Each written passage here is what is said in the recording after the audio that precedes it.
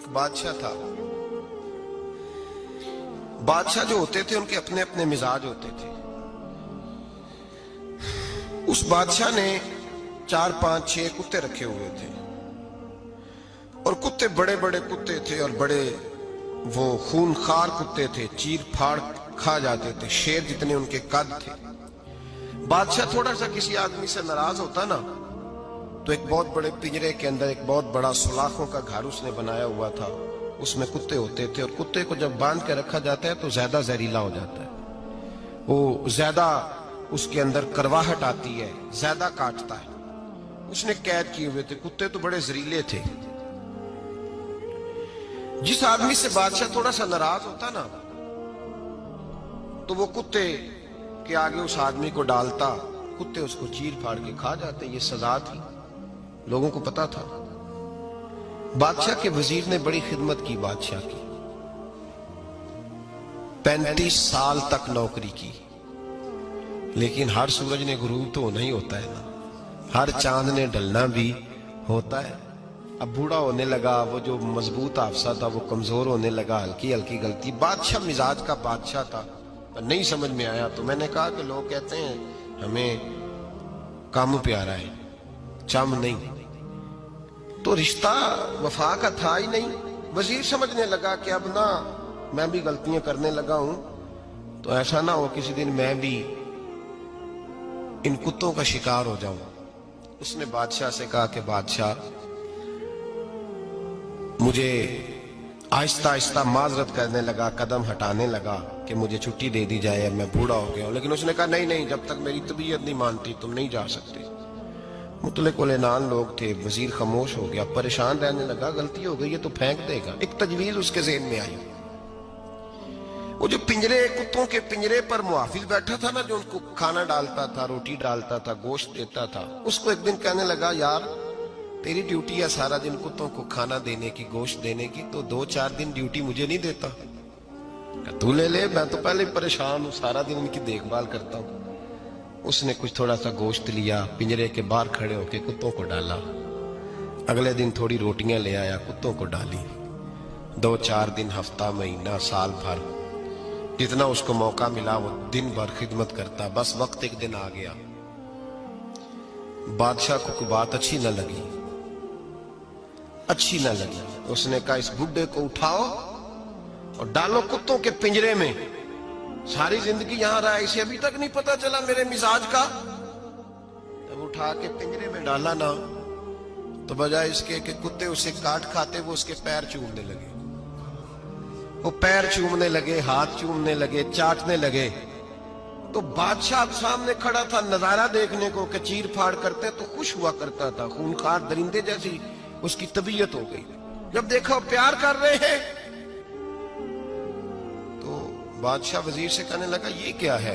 تو وزیر رو پڑا, کہنے لگا تو سیاستدان تھا تو میں بھی سیاستدان تھا, ساری زندگی سیاست کی لیکن دنیا داروں کے ساتھ رہا, تو انجام یہ ہوا کہ مجھے اس پنجرے میں ڈال دیا گیا. دیکھ تو بہت بڑا سیانہ تھا اور میں بھی سمجھدار تھا, وزیر رہا, لیکن ہمارا روح کا رشتہ نہ بن سکا. ارے ہم سے تو یہ کتے ہی اچھے نکلے. تیری 40 35 سال خدمت کی تو نے کتوں کے آگے ڈال دیا. انہیں تو چند مہینے روٹی ڈالی ہے, میرے وفادار ہو گئے. چند مہینے روٹی, جنہ تنا وچ عشق نہ رچیا کتے او نہ تھی چنگے. جنہ تنا وچ عشق نہ رچیا کتے او نہ تھی چنگے. مالک دے کر راکھی کر دے سابر بھکھے ننگے. اور بابا بلے شاہ صاحب فرماتے ہیں تو راتی جاگے تے شیخ صدا میں, راتی جاگ دے کتے تے تیتھوں اتے مالک دا در مول نہ چھڑ دے. پاویں مارو 100 جتے تے تیتھوں اتے رکھا سکھا کھا. دنے جار رکھاں وچ ستے تیتھوں اتے ایک برکی دا قدر پچھانن. پاویں مالک ہو من ستے, ایک برکی دا اوپر کھڑے ہو کے کام نہیں کرانا پڑتا کہ میں کھڑا رہوں گا تو کام صحیح ہوگا, جاؤں گا تو نہ. ایک برکی دا قدر پچھانن پاویں مالک ہو من ستے. پھر اپنے آپ کو مخاطب کیا, کہنے لگے اٹھ بلیا چل یار منا لے نہیں تے بازی لے گئے. मुल्ला रूमी कहते हैं कि चिड़िया और चिड़ा मुज़क्कर मुअन्नस दोनों इकट्ठे बैठे थे। तो एक बंदा आ गया सूफी, मेरी तरह पगड़ी शकड़ी बांधी हुई, जुब्बे कुब्बे में लगा हुआ। ये जितने फितने आज आपको नज़र आ रहे हैं ना, ये जुब्बों के पीछे निकलते हैं सारे। आवाम बेचारी को तो पता ही नहीं था कि यहाँ भी उलझना है। इन्होंने पकड़ के चक्कर चला दिए। कभी कोई कहानी सुनाते हैं तो कभी कोई कहानी सुनाते हैं, कभी नहीं। और मैं शिकवा करने लगा हूँ, मुझे कर लेने दो। क्या तुमने कभी मईशत पर भी तकरीर की है? हुजूर ने मईशत नहीं दी? क्या तुमने कभी कौम को मुआशरत भी सिखाई है? ये भी तुमने बताया है कि जीना मरना कैसे है? वहाँ उलझाते हो जहाँ नौजवान कहते हैं कि यार तय कुछ नहीं हुआ आपके दरमियान अभी तक। जो कहानी सुना रहा था वो भी बड़े जज्बात में था, रो रहा था। जो रद्द कर रहा था वो भी जज्बात में था, रो रहा था। तो हम किधर जाएं? आपने कौम को किस दोराहे पे खड़ा कर दिया? शिकवा करने लगा हूँ। वो चिड़ा और चिड़ी दोनों बैठे थे। एक बंदा सूफी साफी आ गया, बड़ा जनाब, जुब्बा कुब्बा, बड़ी बात। तो चिड़िया चिड़े से कहने लगी उड़ जाएं, ये शिकारी ना हो।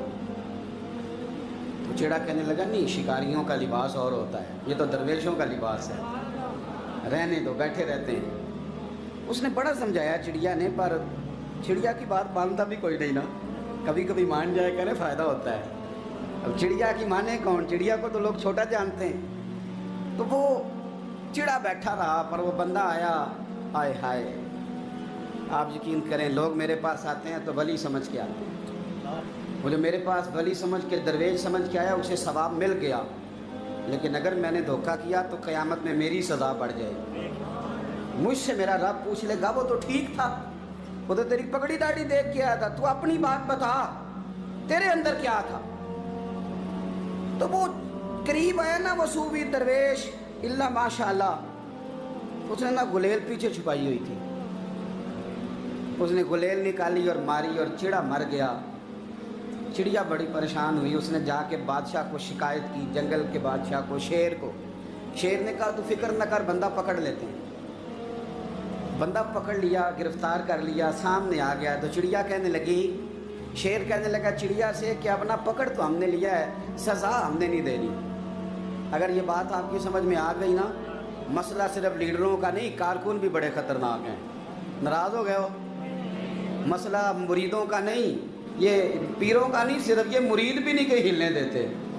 ये भी नई से नई कहानी रोज़ बना के लाते हैं और आके सुनाते हैं। सुनो, वो चिड़िया से कहने लगे, बादशाह सलामत शेर साहब कहने लगे कि सज़ा तेरी मर्जी की देनी है, तू बता क्या सज़ा दे। तो चिड़िया रो पड़ी, कहने लगी बादशाह इसे सज़ा कोई नहीं देनी, एक बस हुक्म देना है।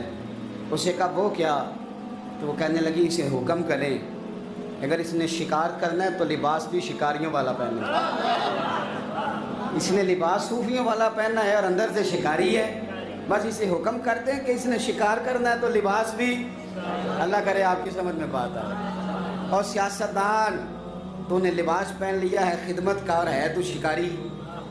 और ब्यूरोक्रेट, ओ ताजर, तूने लिबास पहन लिया है, खिदमतकार, तू शिकारी है। ओ बहुत बड़ी जगह पे बैठे हुए अफसर, तूने लिबास पहन लिया है एक बहुत बड़े अफसर का, एक महकमे को संभालने का, और अंदर से तू रिश्वत खाता है, शिकारी है। और दरवेश साहब, मौलवी साहब, और बड़े काम में लूटने के लिए दरवेश बन के तो ना लूट। आपकी तबीयत के अंदर दौलत से बेजारी, हजरत अबू दरदा, हजरत अबू मूसा अशरी, हजरत अबू हुरैरा रदी अल्लाह ताला अन्हु, ये समझ ले उनके क्लास फेलो थे, उनके साथ पढ़ा था इन्होंने। हजरत अबू ज़र गिफारी इन पर भी जलाल करते। आप यकीन करें कि तबीयत ना ऐसे कैफ में आ गई इनको पढ़ के। इनको पढ़ा जब कुछ दिनों से, तो कुछ अनोखा, ये अनोखी वजह है, सारे जमाने से निराले हैं ये बंदे। कौन सी बस्ती के यार अब रहने वाले हैं, ये किस तरह के लोग हैं, क्या सोच है। हजरत अबू दरदा रदी अल्लाह ताला अन्हु के घर के करीब से गुजरे तो हजरत अबू दरदा मकान बना रहे थे। क्या जुमला कहा, तड़प गई रूह। फरमाने लगे अबू दरदा, तुझसे मुझे ये उम्मीद नहीं थी यार, فرمایا کیا ہوا؟ فرمانے لگے اب تیرا مکان بنانے کے لیے بھی اللہ کے بندوں کی پشتوں پر اینٹیں رکھی جائیں گی. تیرا مکان بنانے کے لیے رب کے بندوں کی پشتوں پر اینٹیں تیرے لیے. حضرت ابو درداء نے گردن جھکا لی. فرمایا یار جہاں تو ہے نا تو بالکل ہی ٹھیک کہتا ہے. کیوں؟